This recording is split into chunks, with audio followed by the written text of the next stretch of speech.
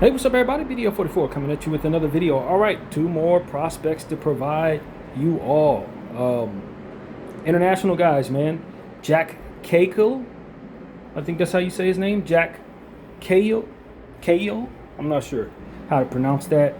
And Pavel Backo. Pavel Backo. We'll start with Pavel Backo, 6'11", 262 out of KK Mega Basket, Serbia. He is 6'11", center, 262 pounds, 18.94 years of age on draft day. So he'll be celebrating a birthday not too long after the draft ends. I really like the player all the way around, man. I wasn't a lot of highlights that I could see from him, of course. Wasn't really sure about the defensive stuff because of it.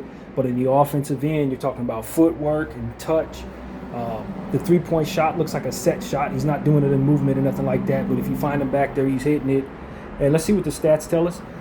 Per 36 minutes, and of course they had to, kind of put the international stats on an NCAA scale. So it's kind of difficult. They don't have all the advanced stats because of it. It's a lot of stuff that's missing, and I think that's why he's in the back of the second round. May go to school to try to improve that draft stock for next season. So this is a guy I kind of expect to come out next year, but just in case, we'll talk about him a little bit. He averaged 23 points per 36 minutes, 3.5 turnovers, which is bad. The 23 points is great, but the turnovers is terrible. 0.6 steals, 2.3 blocks, 2.2 assists, 8.8 rebounds. Shot 77% from the free throw line, 36% from three, 53% from the field. And yeah, man, it was a lot to like about this guy. He shoots his true shooting percentage is .603. Effective field goal percentage .573.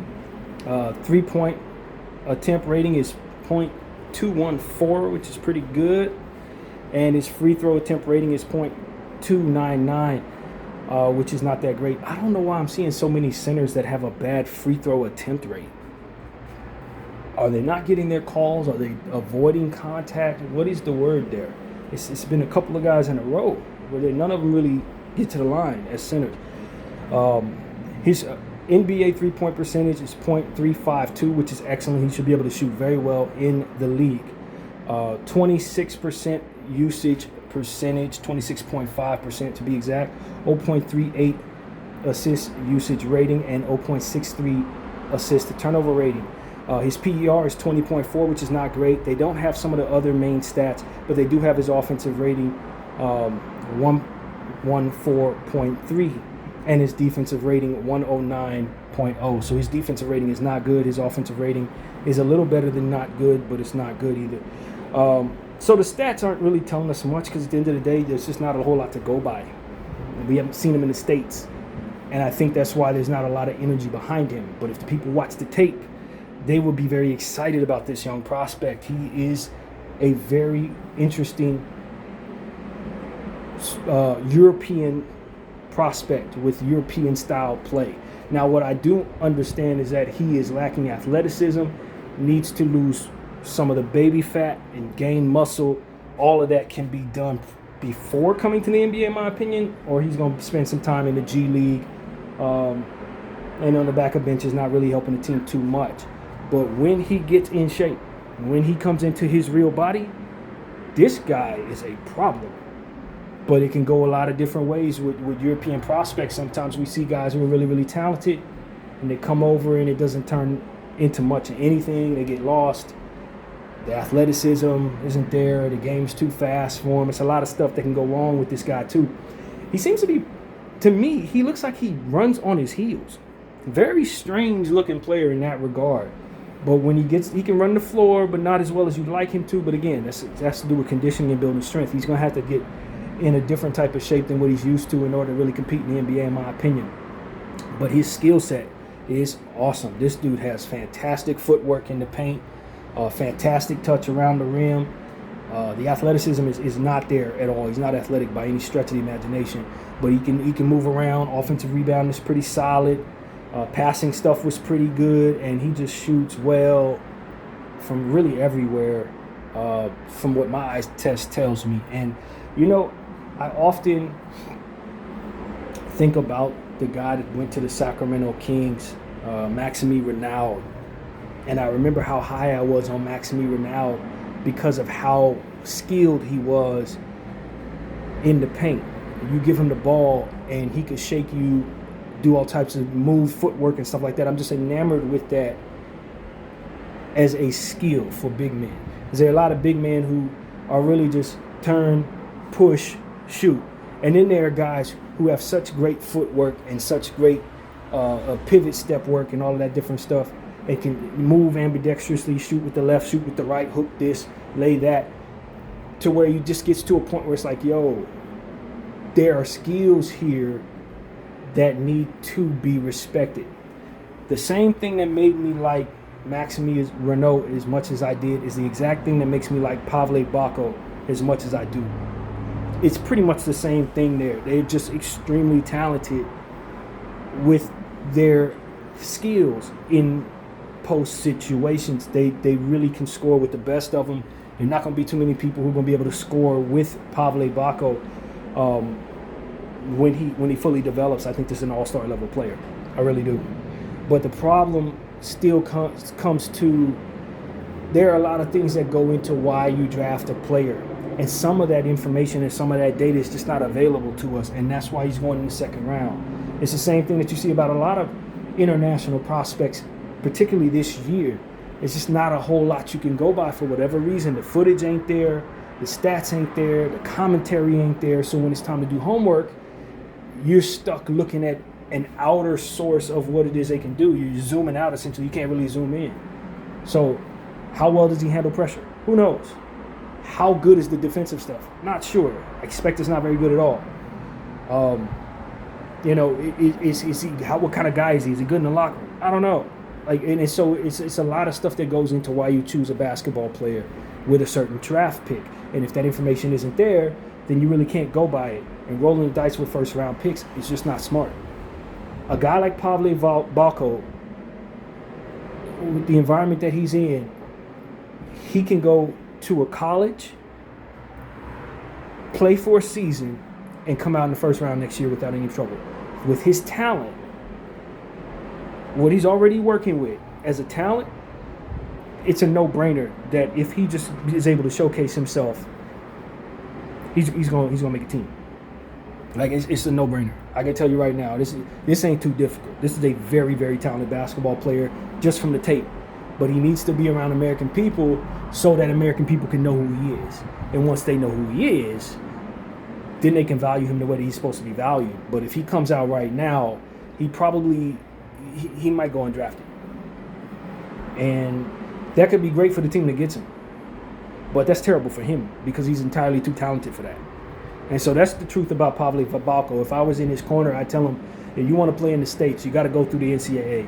Get a bag from the NCAA, maybe even 2 bags from the NCAA. That first year, for you to showcase who you are. That second year, for them to overpay you with NIL money. And then come out as a junior. And not only will you be in shape at that point, 2 years of basketball, of conditioning in the States, get you used to the style of play, get you used to the rules and stuff like that. Speed, NCAA can kind of propel you to being ready for the NBA, and then when you hit the NBA, you're off and running.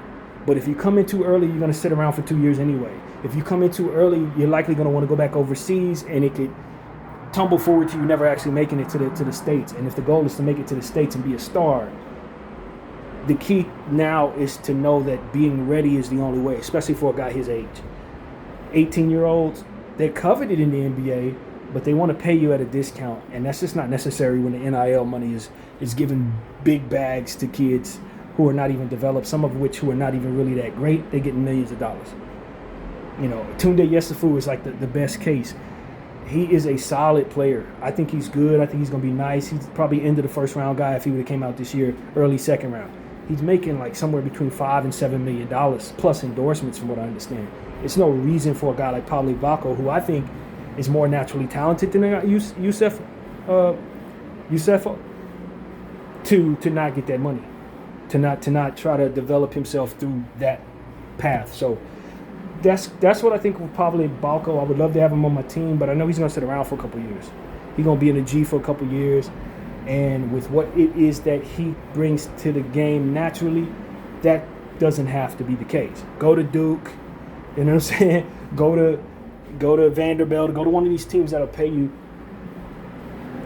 Get in the gym, work out like crazy, get some muscle on you, get slim down, get your baby fat off you, and show these people how talented you are. Once that happens, they're going to want you on the team in the NBA. It's that simple. They're going to want you. They're going to take you in the first round, I think. Pavle is a first-round talent, for certain.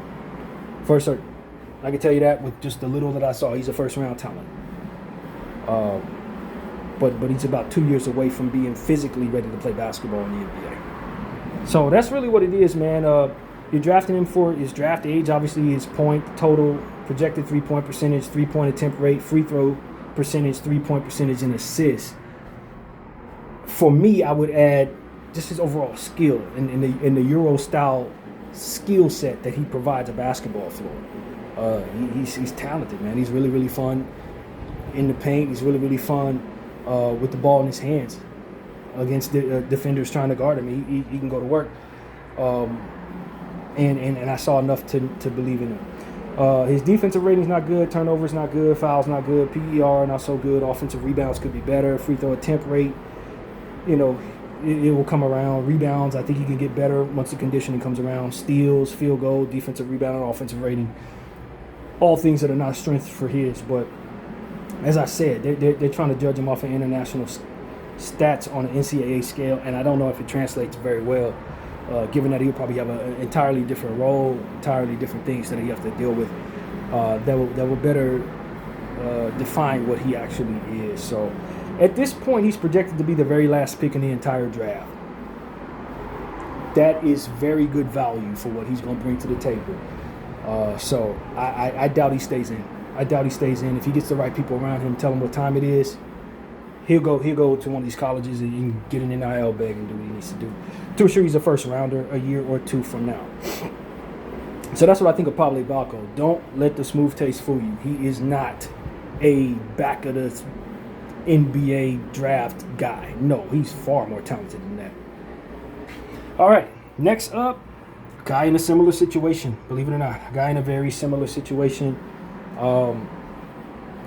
Give me just a second as my phone does the slow loading thing with the weird stuff that's going on with the Wi-Fi here.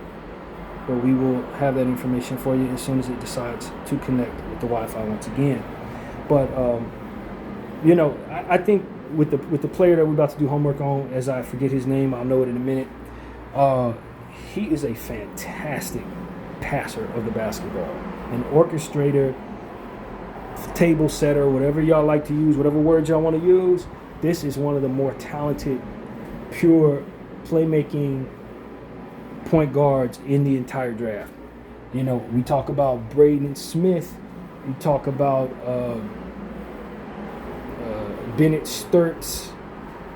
He's in that category of guys who just are going to make your offense flow, make everyone better because of their presence on the basketball floor with the ball in their hands, getting it to other people.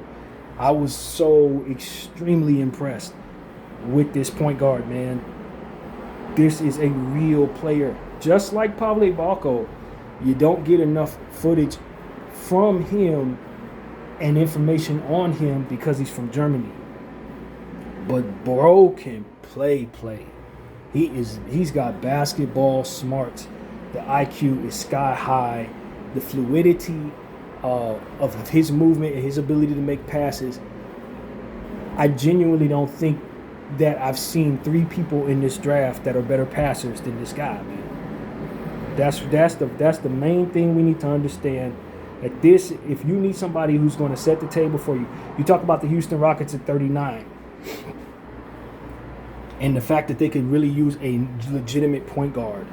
I think if they take a chance on this player, and we'll know his name right now because my stuff finally loaded up, they will be thrilled at what they get from Jack Kayil out of Alba Berlin, 6'3", 174 point guard. He'll probably be gone right around that range too, because they have the 39th pick. He's projected to go 43. If I'm the Rockets, he don't get past me. He don't get past me. And look, there are other guards here. Like I said, Braden Smith is terrific in the same regard, but he's a bit smaller. But you'll be able to get a little more information on Braden Smith. We know Braden Smith 4 years at Purdue. But for my money, I think that the translation that Kayil is going to have, because he's 6'3", a bit more athletic, and is younger, 20 years of age, probably makes me feel more comfortable that I'll be able to put him out there and he'll translate well to the NBA. Braden Smith is a amazing general of the basketball floor. I believe in what he does, but he's so small, man. He's basically my height and like 20 pounds lighter than me. That's not going to work in the NBA as a starter projected to going forward. It's just not. You can't expect that he's going to be able to do that. Jack Kayil, yeah. Jack Kayil is going to be a starter in this league, especially since he showed some pop on the defensive end as well. He doesn't dunk the ball very much. And this is going to be kind of strange. He plays under the rim on the offensive end, but then you see him explode for a chase down block on the other end. Arms well above the dunk, the rim to block somebody else's shot. It's a weird kind of athleticism that he has. It doesn't seem to come around when it's time for him to drive at the rim and dunk, but did show up when on the defensive end when it's time to swat the hell out of somebody. It's very strange stuff. But yeah. He unfortunately we don't have any measurements. From what I understand, he measures very well though. I heard what his measurements were, but I don't remember. He's like 6'3" with a 6'10" wingspan or something like that. 174 pounds, out of Berlin, Germany. Per 36 minutes, 20.8 points, which is really good. The three-point shot looked really good, even though the percentage was not as good as he shot. But we'll see how that goes. 3.8 turnovers, not great. But for an assist man, you will live with the turnovers, as we know.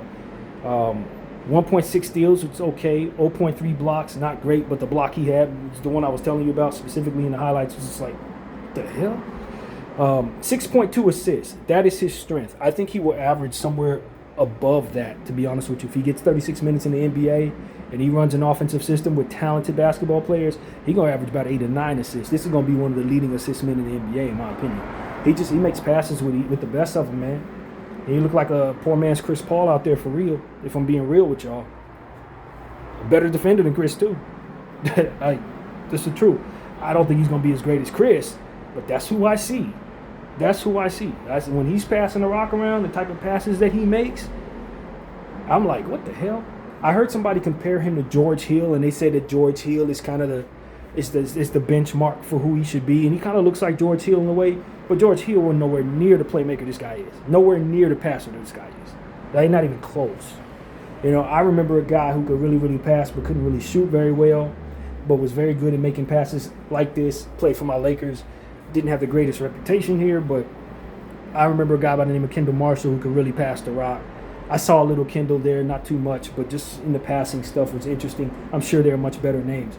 But, like, that's what I saw. I remember a guy just played for the Minnesota Timberwolves.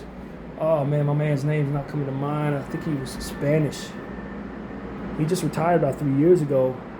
Drafted over Steph Curry. Was a phenom coming out of high school. I think he went straight to the pros, was drafted by Minnesota, played there for a while, played with Cleveland. I don't remember what his name was, but he kind of looks like him to me a little bit in that regard. Just a fantastic playmaker, going to make others better, rack up a bunch of assists, find guys that are open that you don't even see are open. Just tremendous, tremendous floor vision and goggles, man. That's what makes Kayil different. Now, for me, I will take a Kayil over half of these guards in the second round, man. It's just a preference thing. I don't really care for, and we've mentioned this a million times, but guys like Ryan Conwell and Manuel Sharp, I know these guys are probably more likely to be taken over him in a way, but I think that when you have pure shooting without the ability to play make, it leads to needing a guy like Kayil on the floor in order for those guys to pop. And if I can find Kayil hitting the same shots that they hit and being able to get everybody involved, then why am I taking them over him? And so that's really what it comes down to for me. I just think Jack Kayil is so much more talented than that type of talent, that type of guy who's going to take shots, come back down, kind of looking for his own shot. Maybe he make a play here and there, but he's not going to orchestrate. He's not going to find a guy open when he doesn't even realize he's open. He's not going to see the play evolve before it even manifests. Like, this guy, Jack Kayil, is one of those. Although I didn't hear anybody say this, he reminds me of the players that they say can see the play before it happens, sees the play 2 plays ahead. He's one of those, man. He really is. I know a playmaker when I see one. Jack Kayil is he has the potential to become a master playmaker in this league. And he has the height and the size that'll make you feel good enough about putting him on their length that'll give you the opportunity to feel confident giving him opportunities is a good idea, I guess is what I'm trying to say. So yeah, that's the thing about Jack Kayil, man. I'm a huge fan of what I saw. Let's get into the stats. He shot 78% from the free throw line, which is good. 30% from 3, which is not good, but the eye test tells you that the shot is pure. So take that for what it's worth. 38% from the field, not great. As again, underneath the rim, he's not dunking the ball. That's where he can really work on his skills, is finishing around the rim. But he's going to make up for it by finding others all over the place. In the paint, the three-point line, he's going to find you cut, and he's going to find you. Just move around, he'll find you. Get open, he'll find you. This is one of those guys. So I think the field goal percentage would be a problem if he didn't have such tremendous passing ability. And the ability to stretch the floor, even though the percentage tells you that you probably shouldn't trust him from high and arc. Eye test tells you don't pay that any attention. True shooting percentage, 0.533%. And mind you, this is also international stats on the NCAA scale, so take that for what it's worth. Assisted field goal percentage, or effective field goal percentage, 0.470. His three-point attempt rate is excellent, 0.579. So you can count on him to take threes, 30% on high volume. So you weigh that against, what you would think would be good three-point shooting. So for example, if a guy only attempts 3 threes a game, you want him to shoot above 40%. Once he starts getting up to 5 and 6 and 7, you can start scaling it back to 37%, 36% as a means of saying, okay, the more you take, the less demand upon your percentage, I guess is what it's considered. So he shoots 30% from the 3 on high volume. So that's something to think about. Free throw attempt rate is actually pretty good, 0.456. His three-point percentage in the NBA is 37%, so he'll shoot about 37% from the NBA three-point range, which is, if you have high volume, pretty much very good, is what I just described. Usage percentage, 28.9, which is good. Assist usage rate, 1.03, which is not great. And assist to turnover ratio, 1.62, which is not great. But he's a really high assist man, so he does need to work on not taking chances, with the basketball, and of course whatever would be necessary for unforced turnovers, not traveling, stuff like that. I don't know. That there wasn't enough tape to tell me if his turnovers are usually him trying to make passes he shouldn't, or if he just makes the wrong decision, stepping out of bounds, stuff like that. I don't know.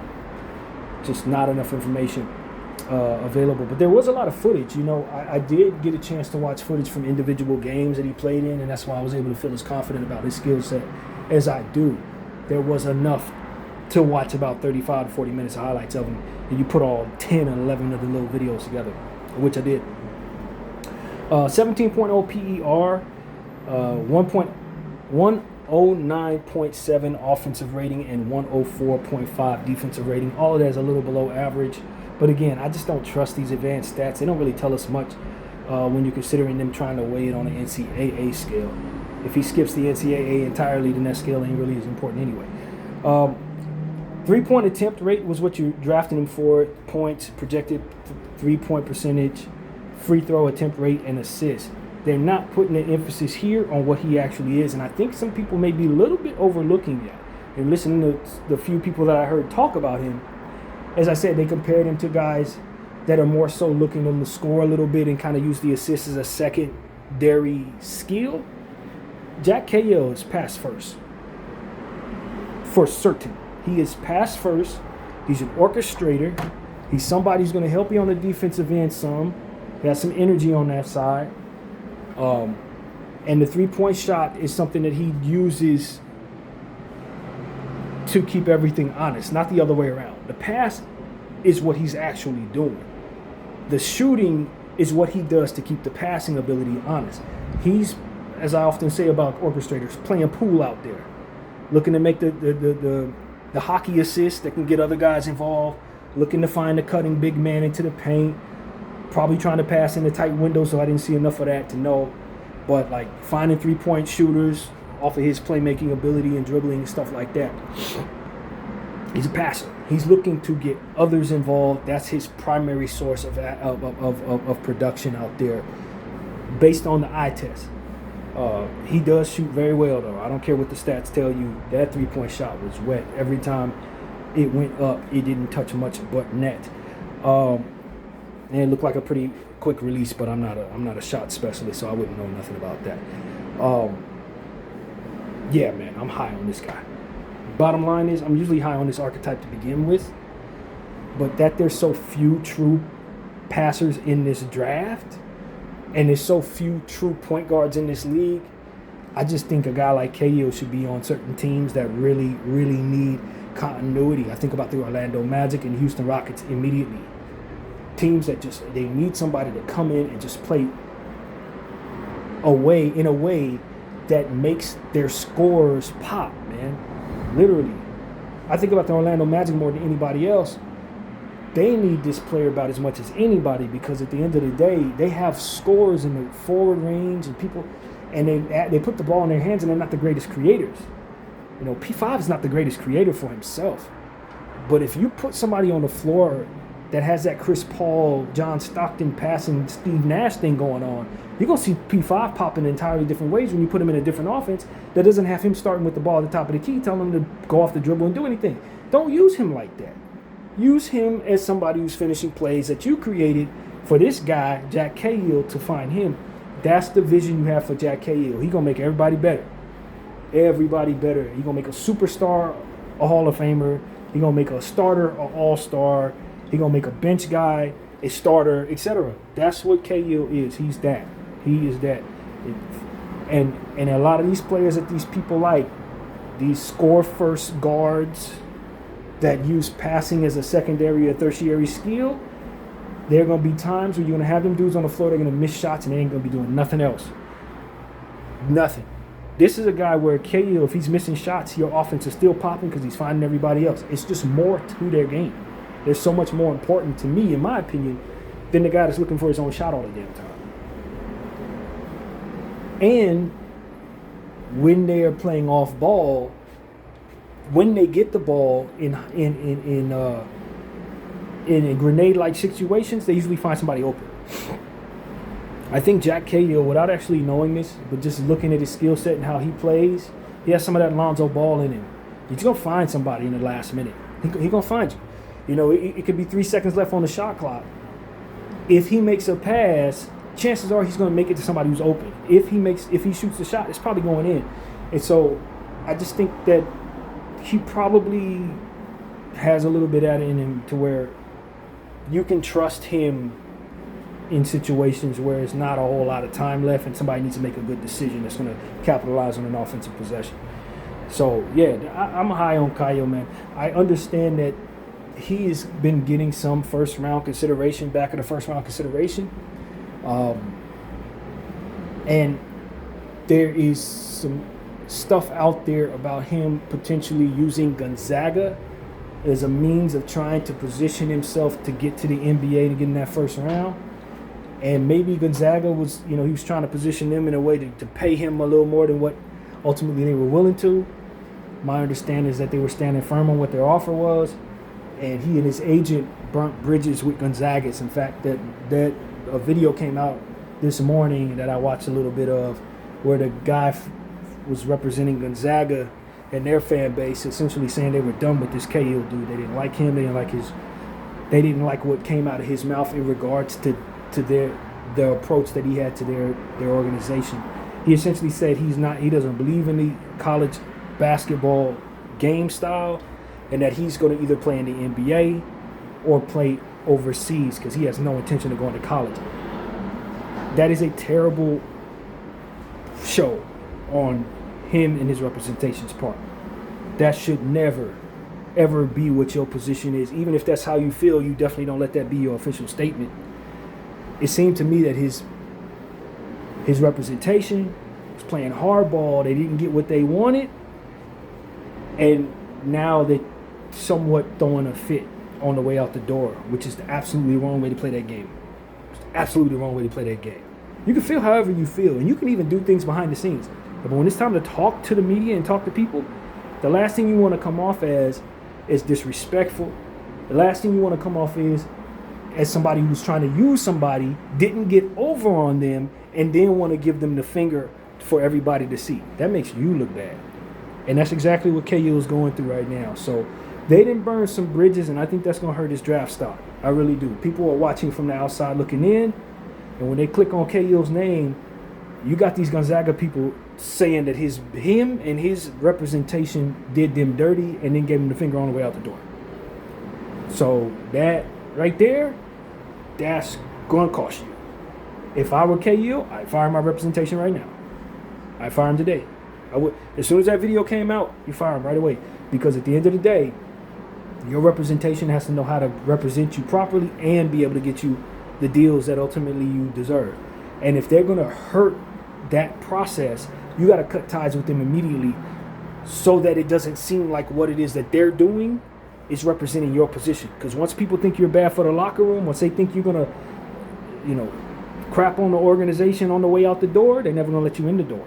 They will blackball you out of the league before you even get in there. I've seen them do it more than once. You do not want to play these agent games. You saw what happened with Ace Bailey last year. He got rid of his agent, and everything was fine after that. Kayil needs to do the exact same thing. Even if he's happy with his agent, at this point, with what he just did and how Gonzaga's talking about him right before the draft, you got to fire that dude. You got to fire that dude as just a means of moving the pieces on the chessboard, brother, because if you keep that person attached to you, it's going to carry forward as if that's what you want. And that's not what you want to show. You don't want people to think that's who you are. Even if it is who you are, you definitely don't want anybody to know it. It's chess, not checkers, man. And so that's what I would say. He came off as pompous to the Gonzaga people. And that's bad. That's terrible, actually, when you're talking about trying to get into the NBA. That's terrible.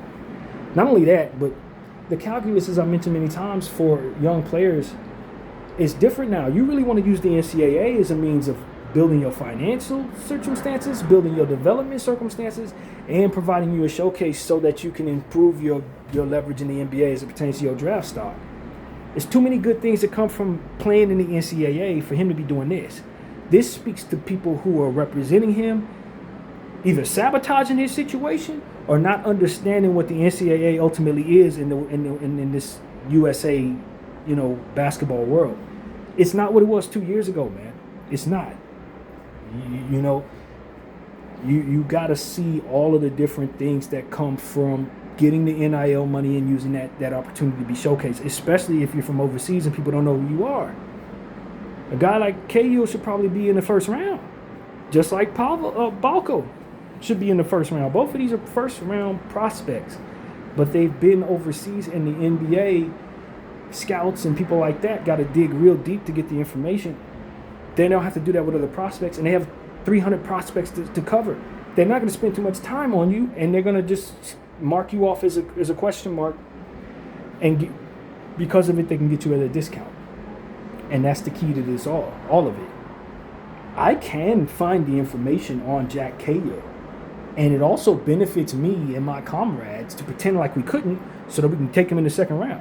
You don't have to pay him as much. So these guys, these overseas guys got to know how to play this game, man. And the last thing you want is your representation who doesn't understand the game to botch all of your best plays, your best moves,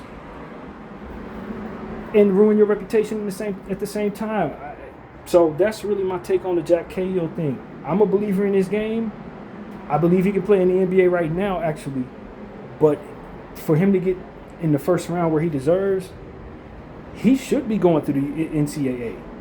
Because if you go back to the overseas, it's going to be more of the same. We're not going to see you. And they're going to do that, what I just described. And they're going to keep you in that second round, even with you being a first-round talent. So walk that back, bro. Walk that back.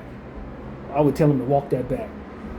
You want to play for an organization that you like. Not all NCAA basketball is poor spacing and stuff like that. You just got to pick a team that plays the style you like. There's a million NCAA teams. So his statement essentially was saying that NCAA basketball ain't real basketball, et cetera, et cetera. That's bullcrap. That's not even reasonable. Yes, there are teams out there that use poor spacing. Yes, there are going to be teams you play against that have poor spacing or whatever. But there are teams out there that run excellent. Look, go to UConn. You ain't going to have a problem with UConn. You know what I'm saying? So it's like these are the type of things that just, you're 20 years old, you're trusting your representation, you want what you want, you ain't get it, you may be unhappy. But what the last thing you want to do is present yourself in a way that makes it so that people can use leverage against you. You never do that. You never do that.